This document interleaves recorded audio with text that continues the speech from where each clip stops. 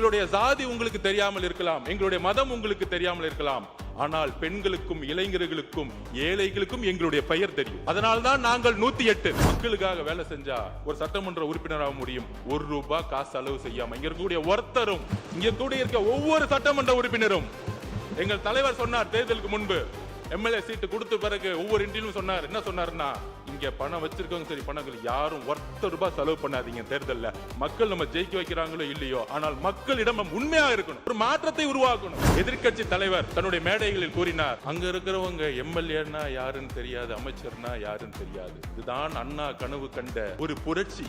எளிமையானவர்கள், சாதி பலமற்றவர்கள், மத பலமற்றவர்கள், பண்ணையாரின் பிள்ளைகள் அல்ல, மன்னராட்சியின் பிள்ளைகள் அல்ல. எத்தனையோ கட்சிகள் சமூக நீதியை பத்தி பேசினாலும் எங்களுடைய தலைவர் தமிழக மக்களுடைய கனவை நிறைவேற்ற சமூக நீதி கணக்கெடுப்பை அறிவிப்பை வெளியிட்டிருக்கிறார். இது ஒரு வரலாறு.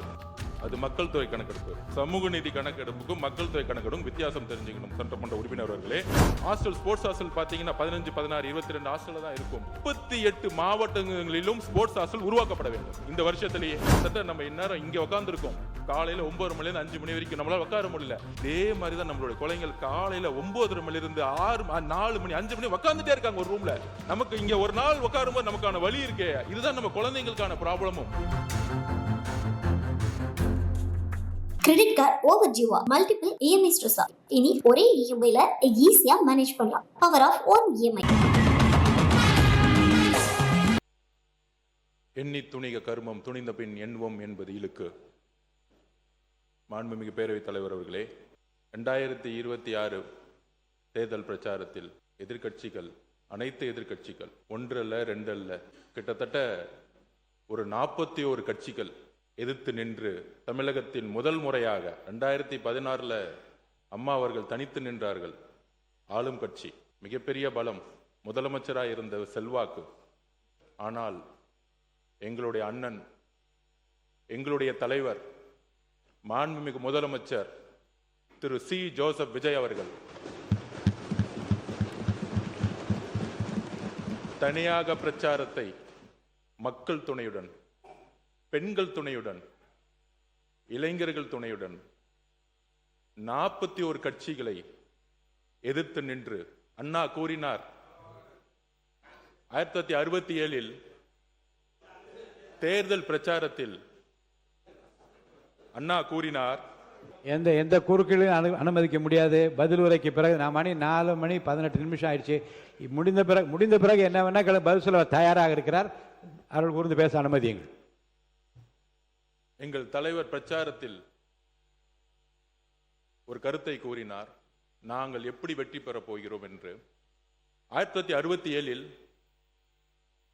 அண்ணா கூறினார், அதே கேள்வி எங்களின் தலைவரிடம் பார்த்து கேட்கப்பட்டது, 2 வருஷத்துல கட்சி ஆரம்பிச்சு ஆளுங்கட்சி ஆயிடுவீங்களா? எடுத்த உடனே முதலமைச்சர் ஆயிடுவீங்களா?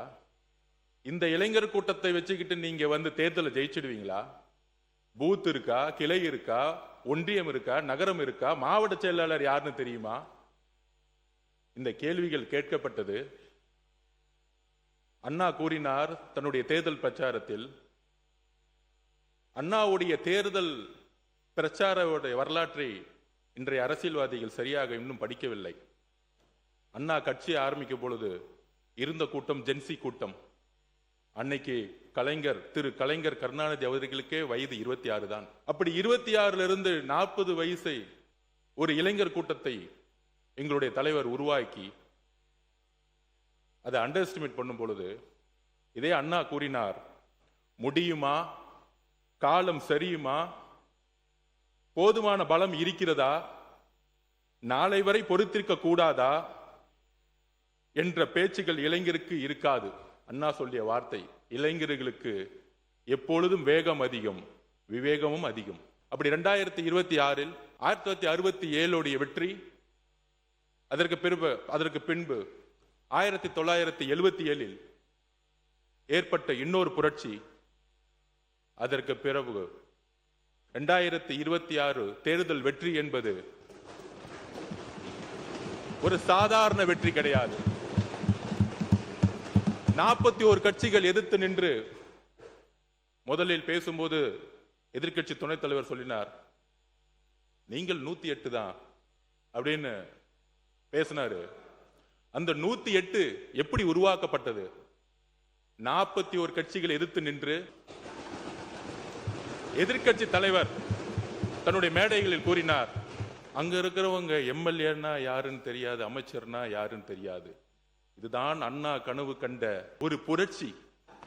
ஏழைகள், எளிமையானவர்கள், சாதி பலமற்றவர்கள், மத பலமற்றவர்கள், இங்க இருக்கக்கூடிய நபர்கள் பண்ணையாரின் பிள்ளைகள் அல்ல, மன்னராட்சியின் பிள்ளைகள் அல்ல.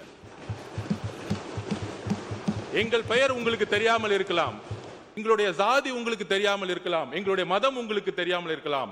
ஆனால் பெண்களுக்கும் இளைஞர்களுக்கும் ஏழைகளுக்கும் எங்களுடைய பெயர் தெரியும். அதனால்தான் நாங்கள் 108.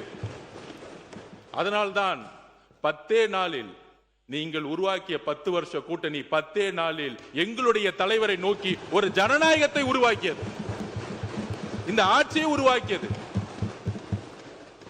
மக்கள் ஏற்படுத்த தீர்ப்புக்கு தலைவணங்கி இடதுசாரி சிந்தனைகளை கொண்ட அனைத்து தோழர்களும், காங்கிரஸ், கம்யூனிஸ்ட், விசிகே, ஐஎம்எல் அனைத்து தோழர்களும் மக்கள் ஏற்படுத்திய வெற்றிக்கு தலைவணங்கி எங்களோடு கொள்கை அளவில் இந்த ஆட்சியில் பங்கு பெற்று முதல் முறையாக நாங்கள் உறுதி கூறுகிறோம், புரட்சியாளர் அம்பேத்கருடைய கனவு இந்த அவையில் முதல் முறையாக நிறைவேற்றப்பட்டது.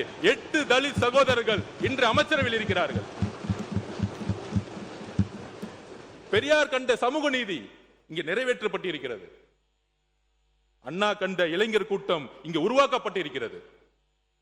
இதுதான் தேர்தல் வெற்றி. இது தேர்தல் வெற்றிக்கான ஒரு வெற்றி மட்டுமல்ல, இது வரலாற்றை திருப்பி போட்ட வெற்றி. சாதியும் மதமும் எம்எல்ஏ ஆகணும், மினிஸ்டர் ஆகணும்னா அதுக்கு ஒரு பின்புலம் இருக்கணும்னு ஒரு சாமானியன் நினைச்சு பார்க்க முடியாத ஒரு சட்டமன்றத்தில் அண்ணாவுக்கு அப்புறம், எம்ஜிஆருக்கு அப்புறம் இன்று ஏழைகளும், எளிமையானவர்களும், இளைஞர்களும், பெண்களும் இந்த சட்டமன்றத்தில் இங்கு அமர்த்தப்பட்டிருக்கிறார்களே, பெண்கள் துணையுடன், இளைஞர் துணையுடன் எங்களுடைய தலைவருடைய நம்பிக்கையும் அன்பும் பெண்கள் உருவாக்கிய வெற்றி தான் இந்த வெற்றி.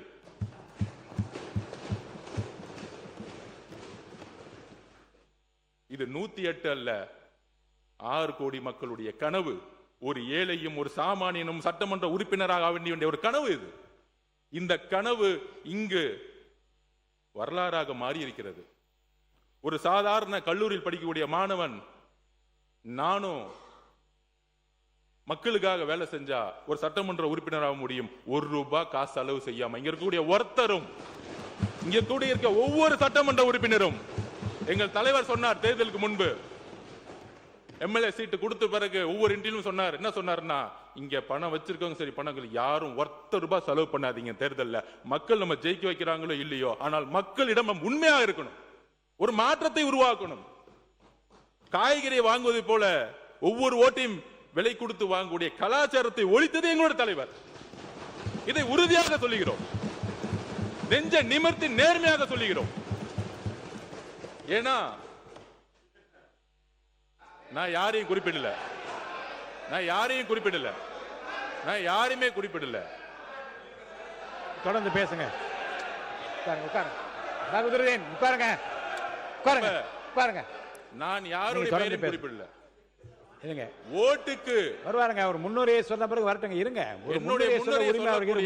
ஜனநாயகம் இங்க இருக்கிறது. சொல்லுங்க. ஓட்டுக்கு பணம் கொடுக்கக்கூடிய கலாச்சாரத்தை தூக்கி எறிந்தது வரலாற்றில் முதல் முறையாக தமிழக வெற்றி கழகம், எங்களுடைய தலைவர். அதை உறுதியாக நாங்கள் இங்கே பதிவு செய்கிறோம். என்னுடைய முன்னுரையில் என்ன பேசினா பேசலாம், எங்களுக்கும் அவை தெரியும். ஜனநாயகம் எப்படிதான் நான் பேசுறேன், அளவை நான் நிர்ணயிக்கிறேங்க. நீங்க பேசுங்க. இருங்க சார், நீங்க இருங்க. உட்காருப்பா, உட்காருங்க. அவங்கள உட்கார சொல்லுங்க, நம்மள உட்காருங்க. நான் யார பத்தியும் பேசலையே. தப்பு. நீங்க யார பத்தியும் பேசல. அதாவது இருங்க, கொஞ்சம் கவனிங்க.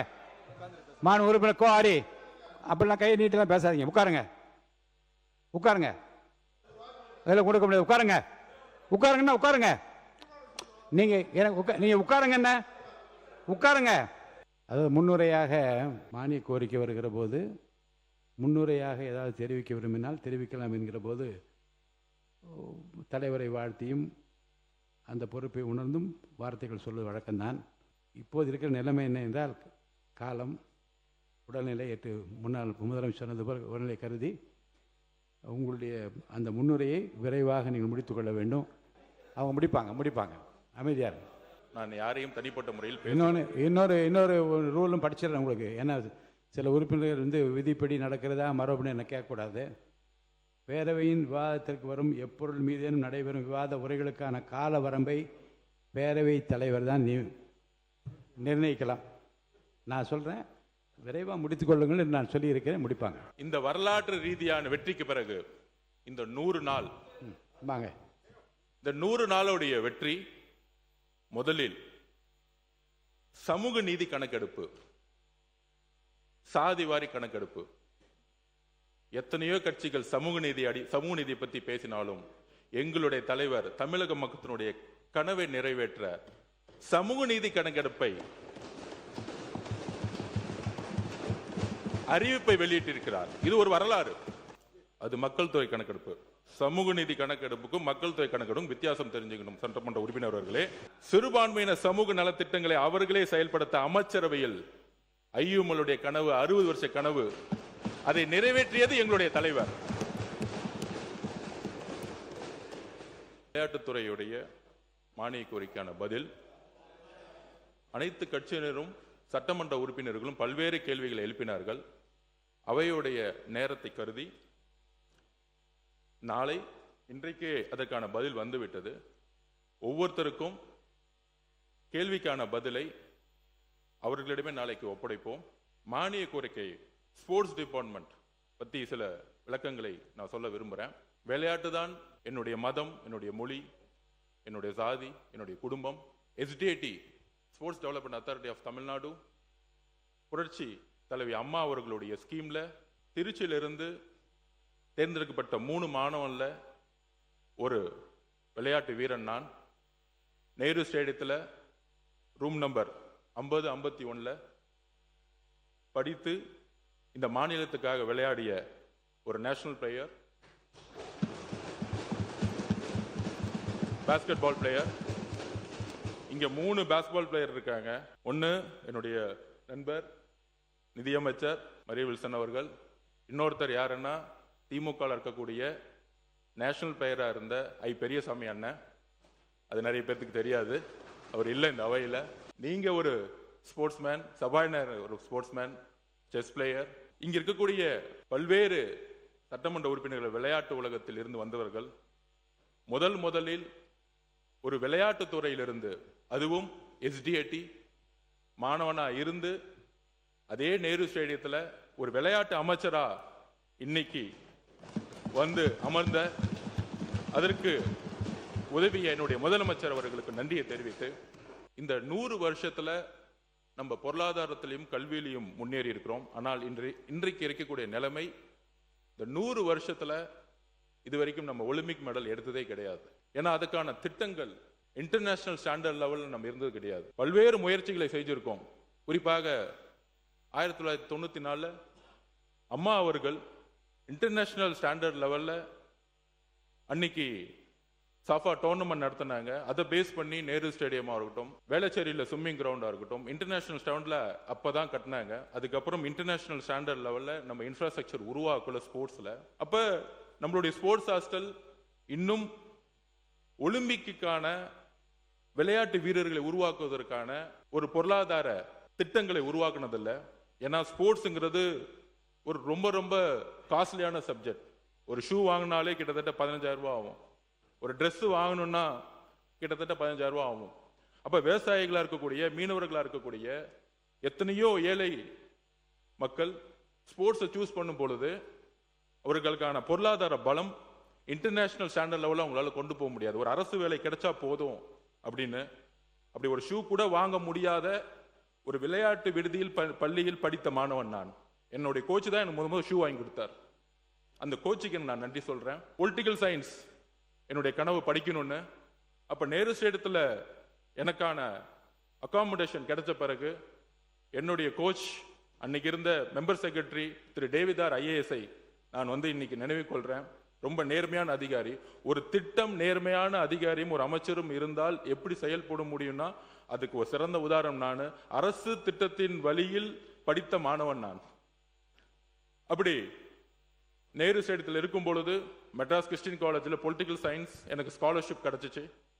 அங்குதான் என்னுடைய அரசியலுக்கான அறிவை வளர்த்த இடம். அங்க இருந்த ப்ரொஃபசர் அலெக்சாண்டர் மந்திரமொழி அவர்களுக்கு நான் நன்றி சொல்றேன். என்னை உருவாக்கியது என்னுடைய ப்ரொஃபசர்ஸ். அப்ப நமக்கான விஷன் என்ன அப்படின்னா 8 to 18 அப்படிங்கிற ஒரு திட்டத்தை கொண்டு வர போறோம். அதாவது 8 வயசுலயே கிட்டத்தட்ட தமிழ்நாடு முழுசும் ஆயிரக்கணக்கான ஸ்கூல்ஸ் இருக்கு, பிரைவேட் ஸ்கூல்ஸ் இருக்கு. 1 கோடிக்கு மேற்பட்ட மாணவர்கள் படிச்சுட்டு இருக்காங்க, மாணவிகள் படிச்சுட்டு இருக்காங்க. அதுல என்ன ஒரு விஷயம்னா 6000 பிசிக்கல் டீச்சர்ஸ் இருக்காங்க பிரைவேட் அண்ட் பப்ளிக் ஸ்கூல்ல. ஒரு மேக்ஸ் டீச்சர், ஒரு சயின்ஸ் டீச்சர், இவங்களுக்கெல்லாம் ஒரு டார்கெட் வைப்பாங்க, ரொம்ப ஸ்ட்ரிக்டா இருப்பாங்க. ஆனா என்னோட எக்ஸ்பீரியன்ஸ்லயே ஒரு பிசிக்கல் டீச்சருக்கு ஒரு குறிக்கோள் வச்சது கிடையாது. சைக்கிள் ஸ்டாண்ட் எடுத்துக்க வைக்கிறதுக்கும் டிசிப்ளின் பார்க்கறதுக்கும் ஹேர் கட்டிங் பண்றதுக்கு தான் இருந்திருக்கு. ஆனால் ஒரு பிசிக்கல் டீச்சர் நினைச்சா ஒரு ஒலிம்பிக் பிளேயரை உருவாக்க முடியும்.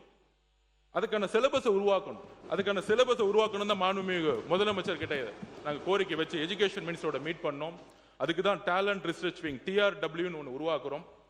அந்த TRW இந்த 1 கோடி ஸ்டூடெண்ட்ஸ்ல பெஸ்ட் ஸ்டூடெண்ட்ஸை எடுத்து வந்து தமிழ்நாட்டில் இன்னைக்கு ஹாஸ்டல், ஸ்போர்ட்ஸ் ஹாஸ்டல் பார்த்தீங்கன்னா 15, 16, 22 ஹாஸ்டல் தான் இருக்கும்.